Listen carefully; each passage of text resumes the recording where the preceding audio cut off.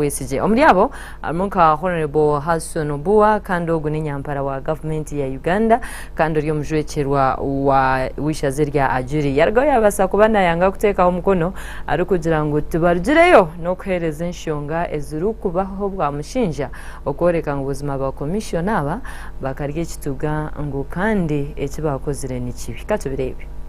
We were six. Remember, everybody took off. Yes. We were only six. Yes. And I'm surprised. Now, where did our signature go? To the parliament or to the court? No, by then it wasn't of this nature. I wanted to get there were two different motions. I wanted to get it wasn't this nature. No, but where did this it go? nature was asking. This motion is asking. Let us debate. We're talking about this is modus operandi. Yes, substance and the form. Procedural matters. Let's first not discuss the merits. By the time you move into the merit, first meet the subsequent procedural requirements.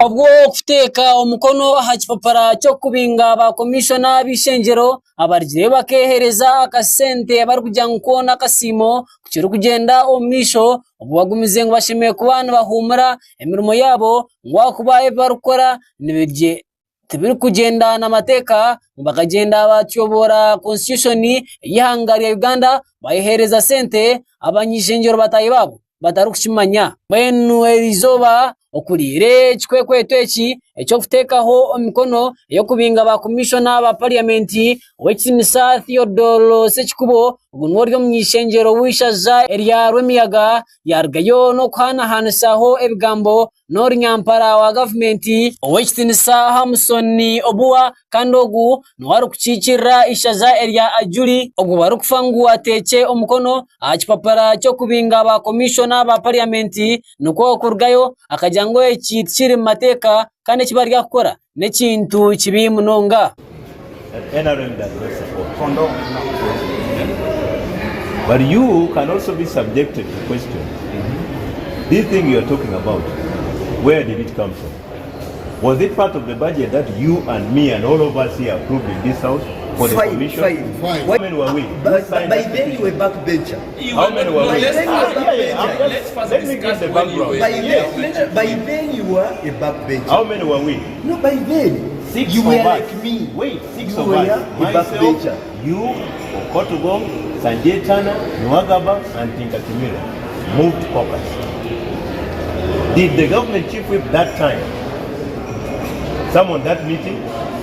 The summoning of the meeting was based on your signature and my signature and the other four. When we started, so in a nutshell, what I'm saying is, under our internal rules, let's remind each other. You can still let us remind each other. Mutantu gamba hona Honorable Theodore Sekikubo oyargayo no kutsobora ngwababona abayoni beshumba okusaininga kipapureki biza kurgayo no babanuka ngwa kuba bari yakubahereza nebituga ebyo kugira ngo bataka signinga chipapurani checho. He has not cited any rule, and if indeed he says that what is happening is that money was appropriated, let them bring that evidence on the floor of parliament. We have our evidence to show that it was never appropriated and voted for under they call it ex gratia or under service award. We did not, and we can calculate how much money was needed for ex gratia. And what is ex gratia? It was never passed. The Honorable Government Chief Whip has not pointed out any procedural impropriety in this process. He has not. Number two, he has not given the position of NRM on corruption. It's true, I and him, Nwagaba, Sanjay, we battled the issue of Temagaru. But that was when he was a backbencher. When they moved to the front bench, they become completely different people. That's why now they say you've engaged gear number 2. Gear number 1 is theirs. If they fail to engage gear number 1, we as good members of NRM, we say we have to protect and defend the party NRM. Bamwe banyishengero abargaho no kutekaho omukono gwabo bargayo no kugira batsoboraho ne baganda banga abalala ku nsonga y'okulwanyisa enguzi n'okweyagaliza.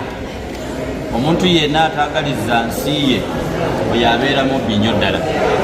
So nze kwegattako okulaba nti nga abakulembeze tulina okwagaliza ensi yaffe ate n'okulwanyisa omuze ogw'obugubuze completely.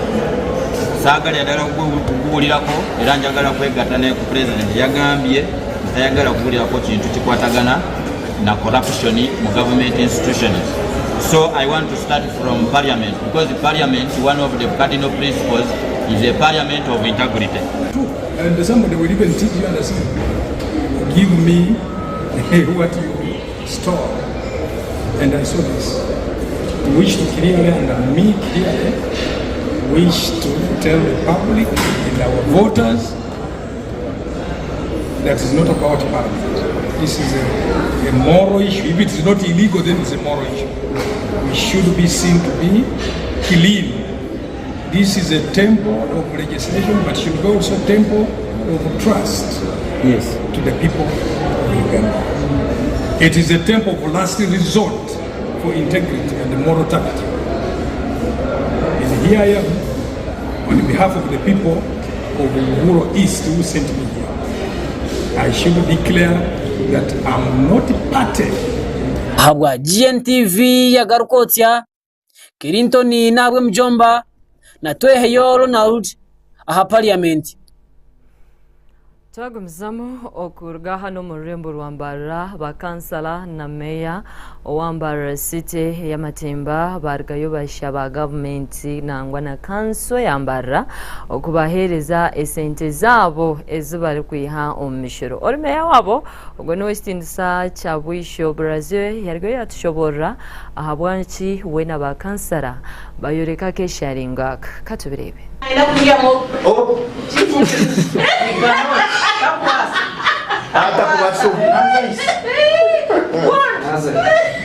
Naenda kusonyera obutimu.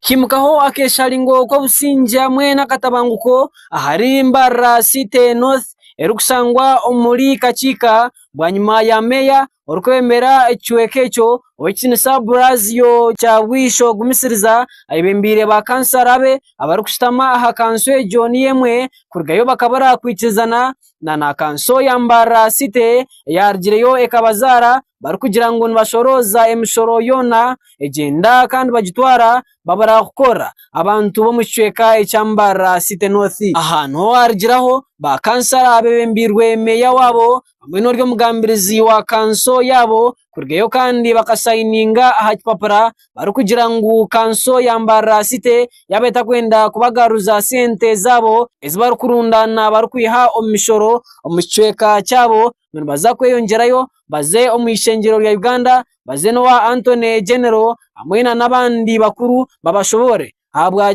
Mbarara City North batakujihereza sente zayo ize kubane rundana tubakomaho bargayo no kutambara hamwe no kuramaga baza ofisi imbuga nkuru za Mbarara City barukuronda meya orembo rwa Mbarara City okinisa Robert Mugabe Kachebezi kwenda kumbuza kanana katano akati no mahamero habwa kintu batwara sente zabo ezibarukushoroza kwiha omishoro ya hansi kandi omu division yabo ya Mbarara City ya Matemba nkonkazi chikayo azikwatara ofisi zabo babara kuzigara ahansi owekinisa meya orembo rwa Mbarara Robert Mugabe Kachebezi byabana garuka mwaba yajangwa gume betware baza ugamba ebintu babanze bakora kuconoza ngo kandi tikwetagisa gukora akesharingo bagume babanze babisheho babuze kiri kugenda omisho.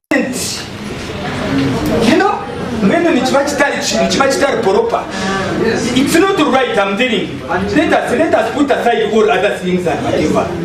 No, we put all these things aside. It's not, can't be proper. Oriaga tiyo chipo abantu babiyono kenjo chipo kenjo chipo nokutuma kichonjo nkasayiningaho I receive. Yes. Kwachi? Ntabwo nahati nyenzire ngo nchikore before you. I receive the petition in my office as the office of the mayor. Such that when the concerned Auditor General person comes, we are aware that this person, the petition went to them. Aha baruheji ibahandikira division ya Mbarara City North bagitwaraho meya w'Orurembo rwa Mbarara Robert Mugabe Kachebezi hamwe na City Clerk okugira ngo batungeho kope kandi batekaho na stamp bajakire ibintu byaremere batagiye kwasa ngo tubaratungireho kope obuto abantu gambaho na meya wa division ya Mbarara City ya Matemba Owekinisa Brazio Chabwisho gumisiriza yargaye no kushobora okwe bintu byatandikire kandi bakiyona bimusya orwaroru okwisya obukanso ya Mbarara City erarjeyo no kubagarukamu abantu bakwirize imishoro sindi tukunda n'umbantu ize imishoro izibakweteza local revenue neza kamparo Ministry of Finance zishirika kamparo Ministry of Finance ziraho Bank of Uganda zigaruka account ya Mbarara City zirga account ya Mbarara City ziza division ndoshiga division tusteko mbantu kora imirimo yabo niba kwita service delivery bwenzi mwesende zirikiri Kampala isturudine zikaraba Kampala Ministry of Finance zikazo Bank of Uganda zikagaruka hasi tizirigiro kuzaga ko division ibyo nsonga ya mali itukushaba ngo Grace nsonga ya kabiri ni kwatiri na property tax izi za property tax ziragirwa muzagumbantu zigakumbantu zibakore nzikora cyose za property tax nizombe kama waro nizombe kama shumero nizikore imihanda y'abantu bakubana baraba mbamba zo mu bitari mfuno biheze mwene sente zikakoze cyishimirwa nizikora ibyo muco twabisaba explanation yazo zibase kugakumbantu stande kubakora Owekinisa Robert Mugabe Kachebezi ogunwe meya w'Orurembo rwa Mbarara byabariona bahumuriza yabagira ngo ebintu bari yakushaba batuyire babyine on programu mwene bari yakubiteka izo bari wa gatano nibiza kubahereza icyo kugaruka mu ecyahamuheru tukizana nabo ngo Friday tuzakubugana kabibezi ba Mbarara City hamwe n'abantu bose division base kwamurazinga kwatene mukorere yesente izkurga hastezuga ka division mwene ngo turabe twine ite zamani nonga turaba shoborere ikuza kurata ahabwa GNTV yagarukotya Ndikirinton nahabwe Omurembo rwa Mbarara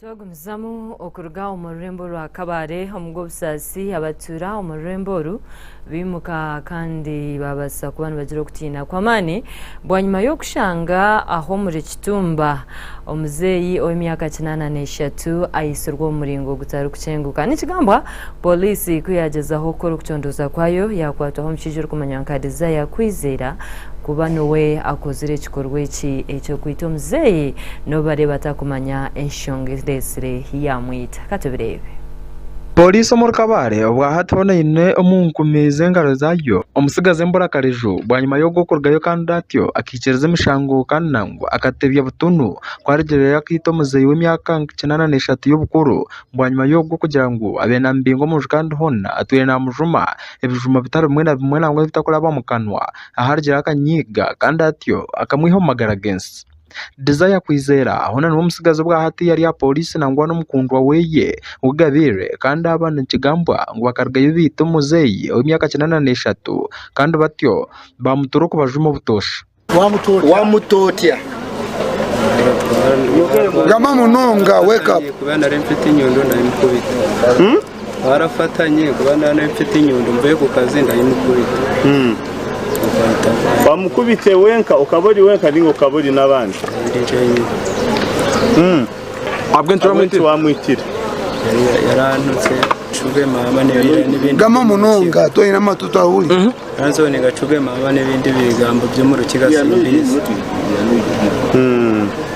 so ukamwita kurebe okugira ngo akana kujuma kusha ninga ine binde bimwabaganimo yarari no ku yabese na nweye nta bindi bintu byo nari ndi gupfana ubona ratashi ansanga arimo gusohora umugore n'umwana mu nzu kandi igihe kitari cashiramo ari nana nweye ibyo twapfuye yabadamvuma ramvumirane family anadufurumya mu nyumba bana ari maze kunywa uko mwenge ndi nenyundo mbuye ku murimo katosaba ki government ekoleti yakugura sha government gukorera iki bansanyiwe siridamu Omukuganira na chairman w'entebe yo kubanza ahawe cyaro hona nicyo cyumwe aho imishangwe je kolire argaye no kutugambira ari kugira ngo abwa hatoneki n'ikikorwa kibimunonga kandi omuzeyi we arigire yafa nubwo umusigaza ari ya police argiye no kujumirira ikintu ecyo ari kugira ngo n'ikintu kibimunonga kandi hona abantu tibine gumana batwara amateka mu ngaro ahubwo kuba ngo amateka wagatwara mu ngaro no shanga washishe ibintu byingi ati ecyabereho niho murako kasheshe kunahirize kuruga hano naheza naza mu bindi muzeyi mukasheshe nkahurira zikaziri nko mushahi biri nawe uragisarambuza tejaba mu sebe yawe ati wabimanyire tukabimanya ati kubanje muzeyi bamwisire uko gwe mwana ntihabwe ncotambalire ogwe mwana kuwa mutasa mu abakari bose makampulira bukwa nkashitamina sema kashitamampa si bamwisire nyowe mazimejo nyowe tine abo kubati no watahire mu nzu itwempo ndayika utino muze oguniwe kwabu niwe yagize ati mowe murekeye kujya kutaha mu nzu tindagire mukonka bajyango yagire twagumza mutwaza kwa statement David Maherezo gor chairman w'entebe ya kashatu ahabwe gombere kumanyaka ya kitunga iri kushanga umur kabare hona nawe umukuganira n'umunyamakuru w'ite argaye no kujumerera abanya-Uganda kutwara amateka mu ngaro kandi yayongera no kushaba abantu okugumana bamanya umuntu oba kubambata isa ningo bakureto makagabo ngo habwo kuba no wasa kushanga barito umuntu wota kumanya n'imico ye nangwa n'imitwarize yeye kandi ubundi yahendera kozere bikorobero nangwa nebahagaro nkebe ebiregire bikakorwa desire kwizera. It was very unfortunate that on Saturday we received sad news of the death of our uncle Mzee Geoffrey Ntejire of Kanyankwanzi Bokora, but who was residing in his house at Karujawara. So when our diso Afanikuchizayona Rwangami telling me about the incidents, I rushed to the scene, and when I reached there we decided to proceed to police.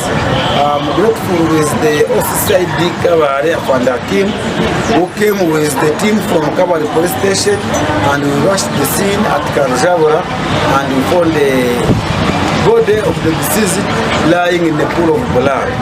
It was got us that the suspects were residing in his house as herbalists, but at the later stage they had escaped that previous night when the Mzee had been killed.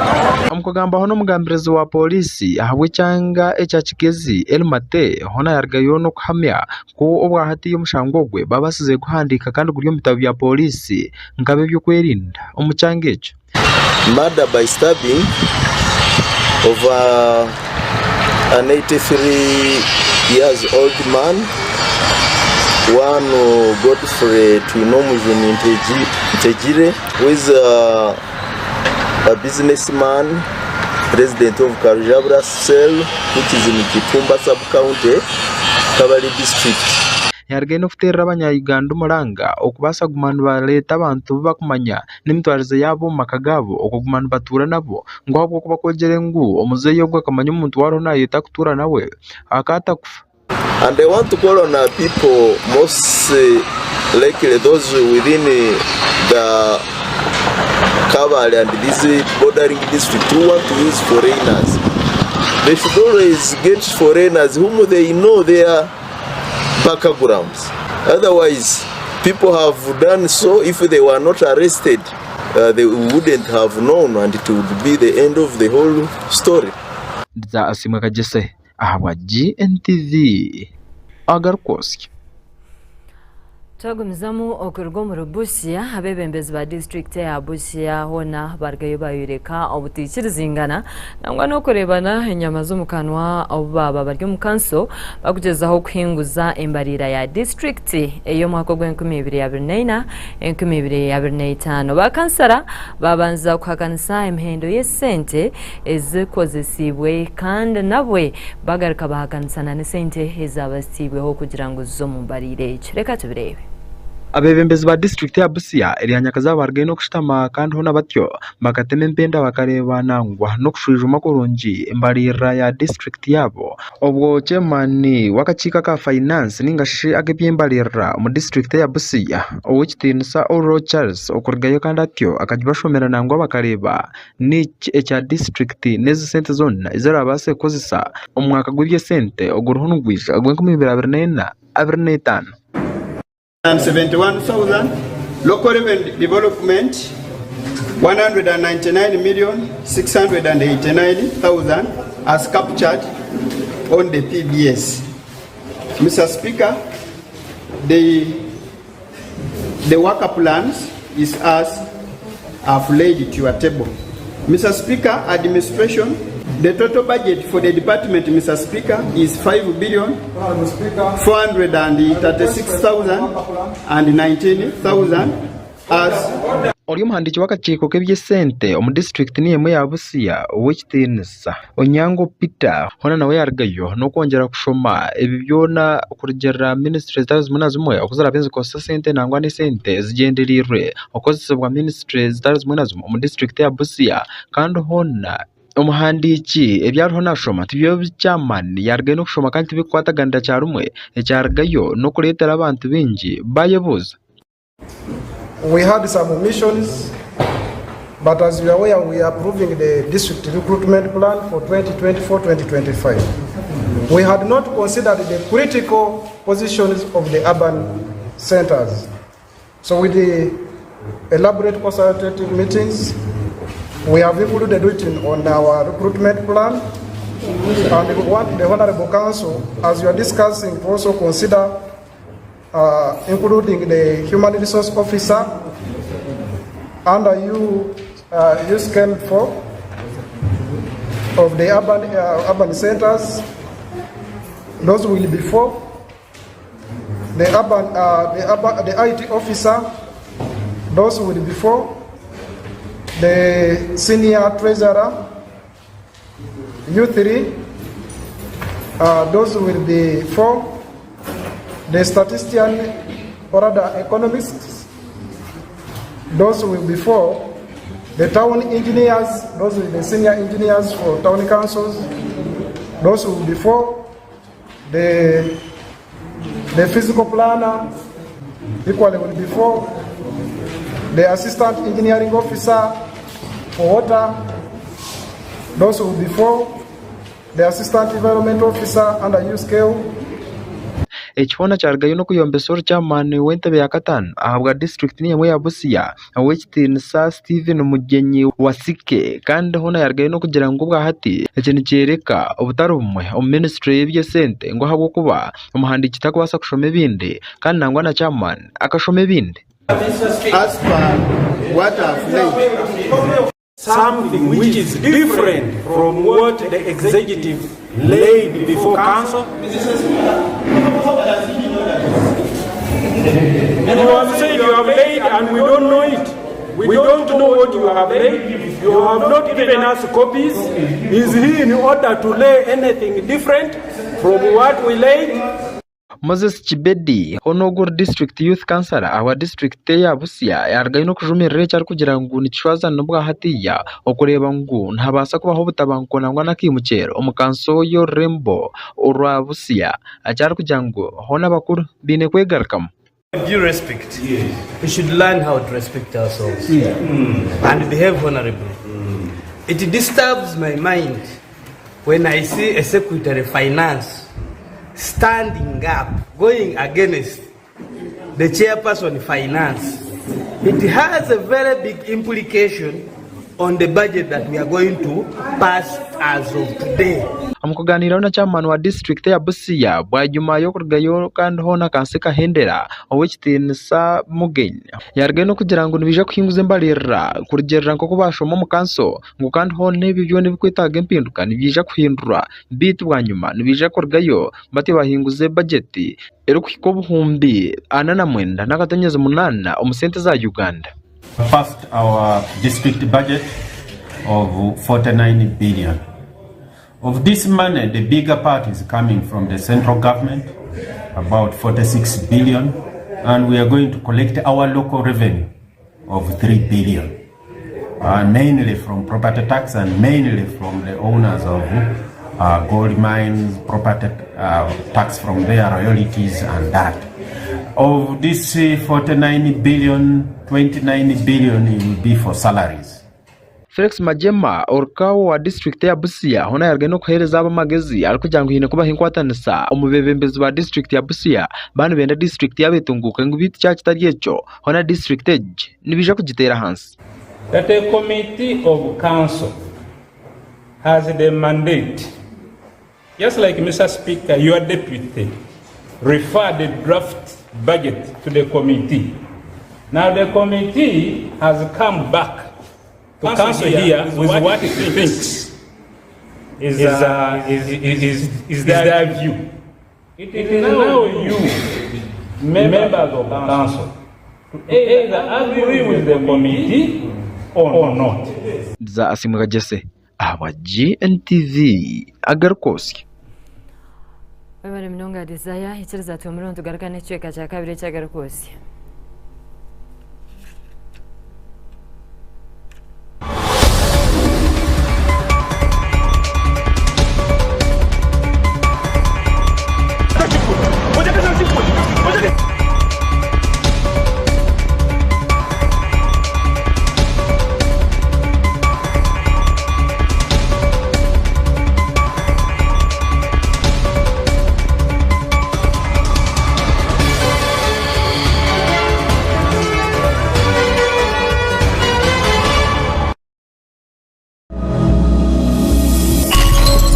This is GNTV, releasing life.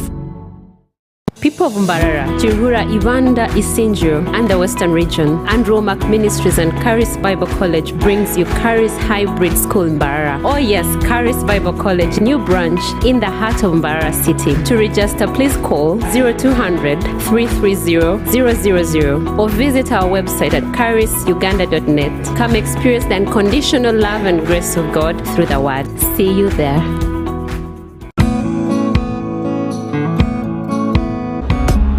Omushiija wanje ninkunda munonga. Oh my god. Ndiaguma nkunde mpaka kurira kubi. Naleta Eat Bread wagambe nse niguru. Eat Bread nigwo mugato guturakozesa hati orajijoreri gasa guri mu kiremwe amwe na half kilo guri mu bikanka sweet bread na sweet white bread rerimwe barenda cake zembaga hamwe na za birthday ecyanyu cyaterera rero wajya bandiz zabo orahurira kinuzi omugato gwa Eat Bread gushange mu maduka gona na supermarkets zono mwihanga. Eat Bread erakogwa Kashari Farm Resort Limited. Eat Bread, taste it, love it.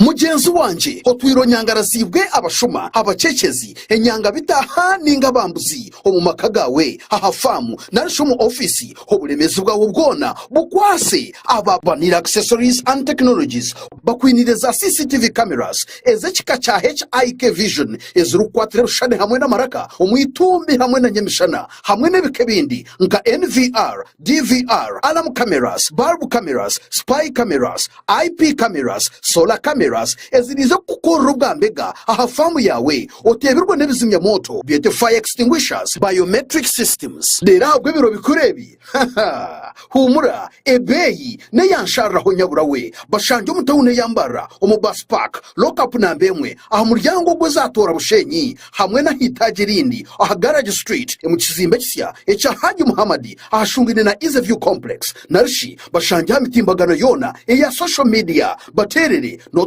mushanju noti ibiri munana emu munana munana munana munana nali noti mushanju mushanju mukaga munana emu munana munana munana munana ninga noti mushanju noti mukaga yina munana itano mukaga ishatu itano. Banira Accessories and Technologies, right way, right technologies.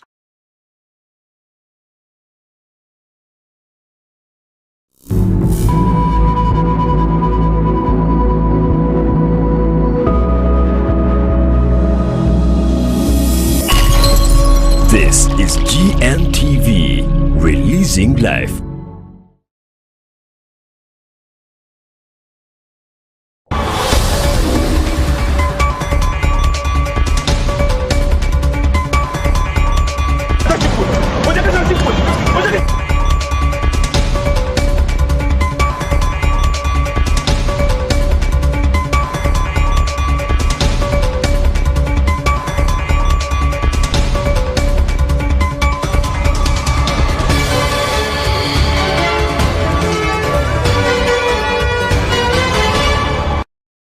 Zamnagar kosi muchweka chitu echa kabiri abarkwegitira omukibine kya DP Broker bebembirwe Mike Mabike bargayi bashobora kubuzima tubachenda kwatanisiza kimwe na n'ekibine kya NUP hamwe na n'umwebembezi wacyo kyagulanyi obinje barikumanya nka Bob Wine kandi oguyagira ngubo nebenda kwekoramo umurimo bakata h'ekibine cyabo ekirije kuba nkyebemberwa Honorable Mathias Mpuga katubirebe.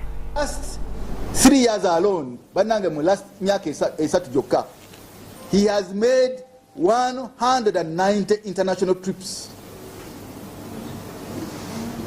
He is the contemporary Vasco da Gama.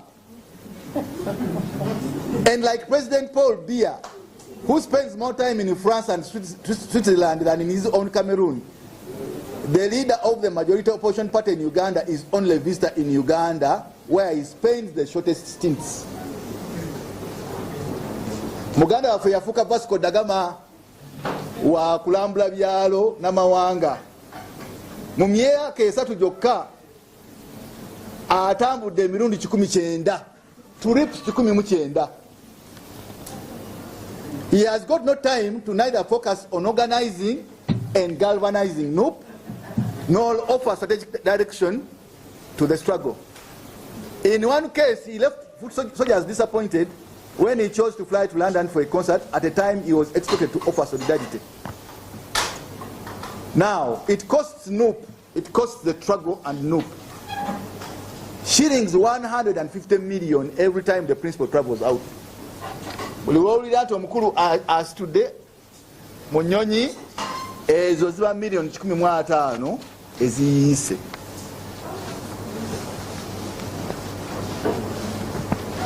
Now, directing his house ensonga ey'okubiri ate nga nsonga nkulu nnyo etugulumbye omutwe nga aba DP block yeeno. Principals bloggers abuse the Kabaka. Despite the fact that NUP took the majority parliament seats in Uganda and also won Busoga region in the last election, but it's becoming clear that the principal is the one directing bloggers like a one-tax-based Lumbuye and other activists to abuse and insult Kabaka, the Navagereka, the Katikiro, and other Mengo officials. It has been established that he is responsible for organizing goons to disrupt Uganda events. Fenafena twala bechali munkuka, twala bechali Kabaka birthday, kakati tulabana ekigenda maaso ku Lwokutaano, Akatikiro basazeewo okugenda okukola emikolo e Masaka to fundraise, naye yennyini n'ateekayo omukolo n'agamba agenda ki Masaka. Kino tukivumirira nnyo. We can never be part of an organization that disrespects our cultural institutions. We can never be part of any leader ayisa amaaso mbakulembeze abaki ab'ennono n'okusinga ddala ffe ng'Abaganda Kabaka waki Kabaka waffe. Ani ayisa ani olina maanyi ky'okuyisa Kabaka olugaayo n'ekyabazinga wa Busoga n'abalala bonna. era lwaki gwokikola lwaki tokirekera abalala ne bakola ki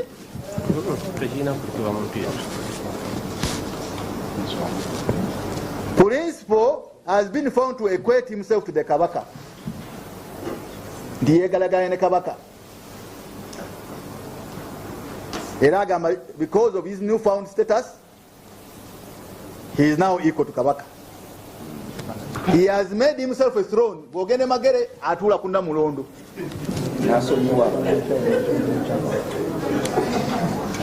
And it is outrageous that now he has directed all NUP members to present his portrait alongside that of Kabaka and Nabagereka during Ganda traditional marriage ceremonies. Shame. Banange mumali msabeyeko mukulembeze yenanga gamba nti nange bwe muba mugenda okwanjula ekifaananyi kyange mukikwate mukiteke kwebyo ekya Kabaka n'ekya Nabagereka mu biweeyo. Awo batanze kwegeragana naki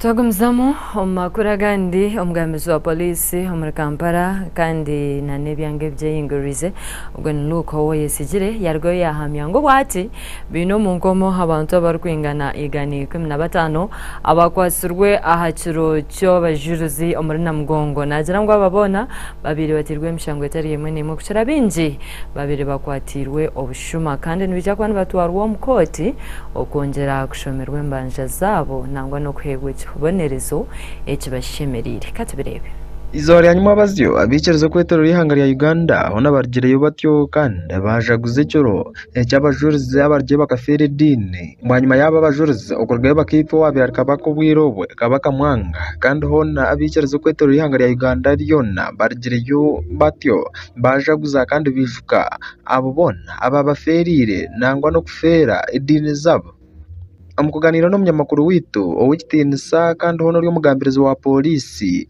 ahabwa Kampala n'ibyange bijehinguririza owikitinisa Luke Owoyesigire hono argiye no kugira ngo bwahatiya inamba y'abantu ababasize kujaguza nangwa no kwijuka no kushabira abo bona baferire dine eberi impango okusinga omwaka oguhwire gwe 2023 cyaragiye no kugira ngo abireho buremezi butari bumwe na bumwe n'ubo bintu bibasize kutambura kurungi kandi bityo bikagenda mu misho hatine buzubwa mane amakansi enyondo ebyo natubadde tubijjawo nga tubisigaza ku checkpoints naye nga kyetulabye nga fara security enamba eno nnyingi ko ku y'omwaka oguwedde so tuyinza bene tukomparing esaawa zino tusuubira nti n'obumenyi bw'amateeka bujja kujja bweyongera olunaku olw'enkya oba olunaku olwali nga bwejinja bamenyera emisango etuzze nga tufuna nga bwe gibadde gyeyiridde naye nga egisinga gy'abantu babuzizza ebintu abalala babbiddwako amasimu waliwo ababuziddwako ne bakyala baabwe nga bazze ne bakyala baabwe babulidde wano so n'ebyo byonna tuli mu binoonyerezaako abantu bangi babuze so tulaba tubafunye tujja kugeraageranya n'omwaka oguwedde n'esaawa zino obudde bukyali Aitugambiye nawo Maria Gachamushana hona Luke Owoyesigire argiye no kugira ngo obwate bizube bikire by'amane omuyizoba n'abantu okorgaye bakazarika bwanyuma y'umushana kuba mwingi kandi nangwa bamwe bakaburemere kandi batyo ikibenci baritira bazarika bitabe nagira ngo abashaho ababe bari amwanya babemba kuri kikubasika embeera nga bweri kyalinze kaka naye ng'okujjako nti tuzze tufuna abantu abali mu kuzirika olw'embeera ng'omusana yomugulaba mungi abamu tebanywedde bulungi mazzi abalala n'enjala mweri batambudde balina enjala ebintu ng'ebyo naye eddwaliro erituli kumpi ate n'abantu okuva mu Red Cross police nakwotadde ne ambulance services ez'enjawulo mu kuva ministry bali mu kulaba nti evacuatinga abantu ne bano ba scouts nabo bali mu kuyamba ne zi stretcher okujjawo abantu abo obatwala mu kifo kye bayinza okufuniramu empewo n'okuba ku glucose ne basobola okuba nti nno badde engulu abantu 15 itigireganirira nabwe hona babe bari mu ngaro za polisi bwanyuma y'ukorgaye bakahinda amateka kandi nangwa bakakora ibyo bitakwikirizwa n'uwabe nagira ngo amateka gbahinzire gabe gatargamane ngubitu babe bine kwatwa aho kubo kwenda amateka no kwenda amateka atari kugira ngo ikintu cyango ninganishye mu bubeji bw'amateeka bubadde era we buli naye nga si bungi nnyo naye ng'omugate twakakwata y'abantu 15 nga bakuumibwa mu bitundu bya polisi y'ekirabi etwala era nga olunaku olw'enkya tujja batubasunsulamu. Waliwo abaana ababuze olunaku olwajjo omugate 16 era ne tubafuna nga kwabo 5 be bakaddizibwa bazadde baabwe. Omu ali ku side eri y'Abakristaayo, abalala 10 bakyali naffe wano ku side wano ey'Abakatoliki. Naye ng'okutwaliza abamu kyagenda mu maaso n'okuyingiza ennamba nnyingi ate abalala bali mu kufuluma nga tusaba abo abasigaddewo okujja nga balina amazzi agamala tunaaba tujja omwaka ogujja bajje nga beetegese okuba nti basobola okugula emmere n'okunywa ku mazzi. Kuba si kiba nti wano bali mu kugabirawo emmere, so mulina okujja nga mwetegese okuba nti n'omusobola okulya kuba abantu abasinga bali mu kufuna enjala wano. Bamwe bakwasirwe hona habe harimo abantu ababine ejambiya bine mpango kandi nangwa n'inyondo urukwebuza no bakubikozesa ki ebi byona ngo nibije kucyondozaho no futandika izuba mpaka kandi emishango yaboneje kuru batyo batwara umumbuga z'amateka bacywerwe n'emishango. Waliwo abasangiddwa n'ebintu ebitategeerekeka, waliwo bwe twasanze n'ebiwaya bingi n'ebibatre ng'ayagala yingira ekifo kino, so nga tetumanyi kikyayagala bikozesa. Era oyo yakwatiddwa ali mu kubuuzibwa ebibuuzo. Waliwo abalala abasangiddwa n'ebisi, waliwo abalala abasangiddwa nga beegula ku balamazi era nga tulina ekirowoozo nti be bano abatera okwagala obbaffe, era then waliwo n'abo abasongeddwamu benshi no benyigidde ebikolwa eby'obubbi. Abaramaja bitwasiziganiraho nabo hona barye no kugira ngo ecyo mwaka ogukibe kibonire munonga kandi barombete bekanisiza ecyo mwaka ogurukwije. Nebaza Katonda okuntuusa okulama kwa leero mvudde bwayise kubigere tuze ekibinja bwangi naye ntuuse namugongo wano abantu abaliro basiza ababulijjo tuli wana abantu 5,000 tulina n'oyisa kigere. Twebaza Katonda okutuwa amaanyi kusobola okugenda okulamaga. Nenebaza bonna abaze namugongo nsaba beekwasa abajulizi weekwasa abajulizi tulina otulole mwabo ogenda namugongo tusigala nga bw'obadde kati buli muntu azibone namugongo nsaba yebeekwasa kaloli wange Amatiya Mulumba abajulizi mwenna bonna bogenda namugongo tusigala nga bw'obadde. Twebaza Katonda tusize olwaleero ate tumusaba atuzeewo bulungi n'omwaka ogujja tujje tulamage. Za asimwe abwa GNTV agarukosi. Twagumizamu omugutu akwehira munsi y'ebyemizano tiimu ya Uganda Cranes eriyo neyetebekanisa okukwatagana n'eya Botswana Lwakataano olw'ebiro 7 ebyokwezi kwa 6 kandi ekyaleetera sipiika w'ishengyere kurugayo akabatayayiraho n'okubahamuza ngo obuzima abine obushagikibwe kandi yabashaba kurenga baazanisa amaani okureeba ngu Uganda bagireka aha mutindo omubikwatine n'ebyemizano gw'ebigyere katubireba. Timu y'ompira ya Uganda erikumanka Uganda Cranes erikweteekateekera kubasa kwaneta yaisa ihanga lya Botswana omukyai Nambole hano y'omukibuga kya Kampala omu Gwokubanza bwanyuma kumara obwire bwingi national team etakutayisiza mu Uganda obwa hati speaker ningashi omugambizi w'ishingyero ya Uganda yaragayo kubasa kwa naza Nambole kureba abana aba abokuza kutujwekera omukuzana omupiira ogu okubara ku training.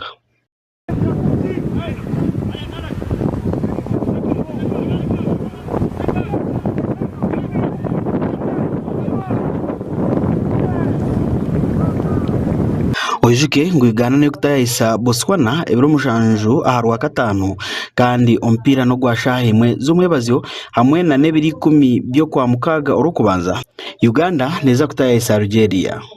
Umutendeki ningashi coach wa national team ya Uganda Cranes watayi no munkambi abazani batarumwana bamwe abarimu Isma Bid Rashid Watenga oguno wa Romotville Golden Arrows South Africa Nafia na Lions Crispus Kusima wa Chitala FC Brad Jeans Okorach oguno wa Sports Club Villa. Murba defenders ainemu Elvis Bwamwono, Kenneth Semakula, Isaac Mleme ogu nowa Czech Republic kandi timu ya Alexander wajita FK Victoria Ziskov. Abdul Aziz Kayondo ogu nowa MFK Voskov Czech Republic hamwe na Nicholas Mwere ogu nowa Bull FC Uganda hamwe na Ronald Ositi Oti ogu nowa Bull, Timothy Dennis Awanyi oguna hamwe na Caprados Erio oguna zanda timu ya Calcasio Eleko Football Club mu Italy hari lirwaliwa anda won ba defender ningashi abo kubasa kwa nozibira ban midfielder hariyo Karid Aucho, Bobo Sibiaruhanga, Ronald Sechiganda, Joel Selunjoji, Ibrahim Kasule, Travis Mutiaba. Abatebi aine Steven Dese Mukwala, Uchunkuku Mubiru Ikipeza, hamwena na Dennis Omedi, Gunowa Chitara FC, Muhammad Shaban, Fahad Aziz Bayo, hamwena Rogers Kasimumato, Patrick Jona Kakande, Umar Rutaro, hamwena Alan Okero. Abon bari abogamba kuba bari omukambi abutora abase kwa ntuzanisa izo wari rakitanturuzana na Botswana. Ujukangu zempaka nezo kuhakanda ningashe tukubasa kureka ngo Uganda Cranes yasakwa nerabo kwetaba umupira yensiyo ningashe jet World Cup ni atogo mpira wasagwito World Cup qualifier. Abwa GNTV agalkosia atkunda Matthias.